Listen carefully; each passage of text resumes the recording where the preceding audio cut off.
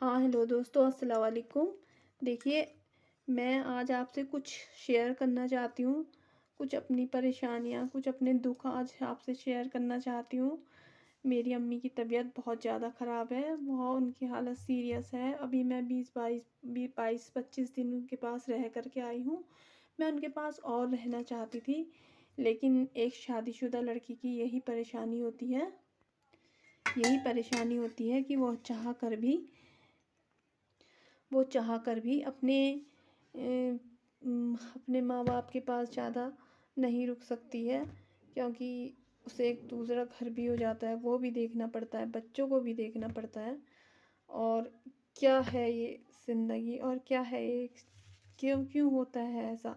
جس ماں نے پیدا کیا، بڑا کیا، پال پوس کر بڑا کیا، اور جس نے ہمیں پڑھایا لکھایا ماں باپ نے، اور ہمیں پھر اچھا خاصا پڑھا لکھا کر کے پورا تیار کر کے دوسروں کے حوالے کر دیا، اور پھر انہیں دوسرے لوگوں کا حق اتنا زیادہ ہو جاتا ہے کہ وہ اپنے ماں باپ کے پاس ہمیں کتنا رکنا ہے کتنا نہیں رکنا ہے اس کا ڈیسیجن بھی وہی لوگ لیتے ہیں۔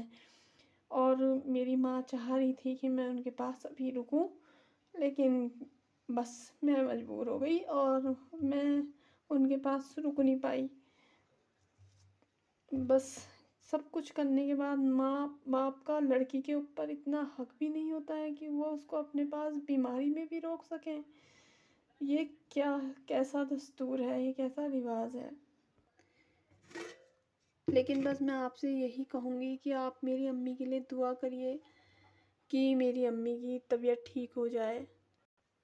اللہ میری امی کو تندرستی دے اور ان کو ٹھیک کر دے۔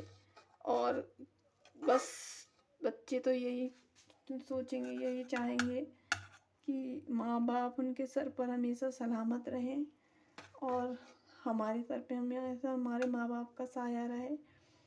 اور کتنی پریشان ہو جا رہی ہوں، لیکن پھر بھی میں اپنے دل کو بہت کچھ سمجھا رہی ہوں، بہت حوصلہ دے رہی ہوں۔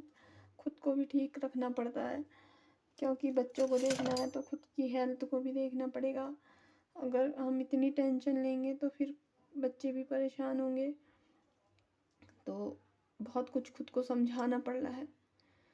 اور بس میں آپ لوگوں سے یہی ریکویسٹ بہت کروں گی کہ آپ لوگ میری امی کے لیے دعا کریے، کیا پتہ اللہ تعالیٰ کس کی دعا قبول کر لے اور میری امی ٹھیک ہو جائیں۔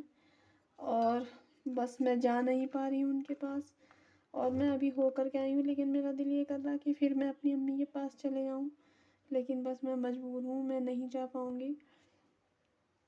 بس آپ لوگ دعا کریے گا امی کے لیے کہ امی میری ٹھیک ہو جائیں، تندرست ہو جائیں، صحت دے دے اللہ ان کو تندرستی دے دے۔